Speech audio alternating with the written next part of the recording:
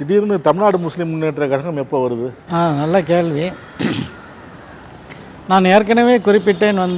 நீங்கள் பார்த்தீங்கன்னா 92 பாபரி பள்ளிவாசல் இடிப்பு, அதாவது அயோத்தியில் 450 ஆண்டு காலம் முஸ்லீம்களுடைய வழிபாட்டு தலமாக இருந்த பாபரி பள்ளிவாசல் நீங்கள் பணியில் இருக்கீங்க?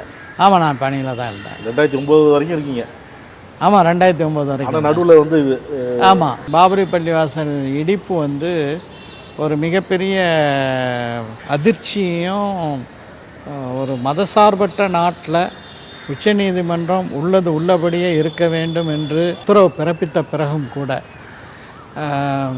எல்கே அத்வானி உள்ளிட்ட பாஜகவினர் நாங்கள் ஸ்டேட்டஸ்கோ உள்ளது உள்ளபடியே இருக்குங்கிறதுக்கு நாங்கள் உத்தரவாதம் தர்றோம் அப்படின்னு சொன்ன பிறகும் கூட பெரிய அளவில் இராணுவம் எல்லாம் அங்கே முகாமிட்டு இருந்த போதும் கூட நரசிம்மராவ் பிரதமராக இருந்த காலகட்டத்தில் அந்த 1992 டிசம்பர் 6 பாபரி பள்ளிவாசல் இடிக்கப்பட்ட அந்த வரலாறு ஒரு நிகழ்வு, ஒரு பயங்கரவாதம்.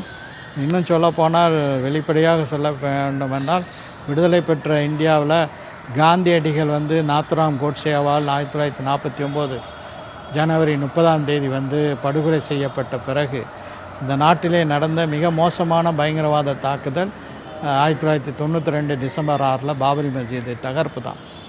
அப்போ அந்த பாபரி மஸ்ஜிது தகர்ப்புக்கு பிறகு ஒரு வகையான ஒரு விரக்தி மனப்பான்மை முஸ்லீம்கள் மத்தியில் வந்தது என்று நான் சொன்னால் அது மிகையாகாது. ஏன்னா எந்தெந்த அரசியல் கட்சிகளை நம்பினாங்களோ அந்த அரசியல் கட்சிகள் கூட அவங்களுக்கு எந்த உதவியும் செய்ய முடியாத நிலையில் அந்த பாபரி மஸ்ஜித் இடிப்பு மட்டுமல்ல, அந்த நேரத்தில் நீங்கள் பார்த்தீங்கன்னா அதே 1992 டிசம்பரில் மும்பாயில் மிக மோசமான கலவரம், அதைத் தொடர்ந்து 93 மார்ச்லேயும் மிக மோசமான கலவரங்கள்.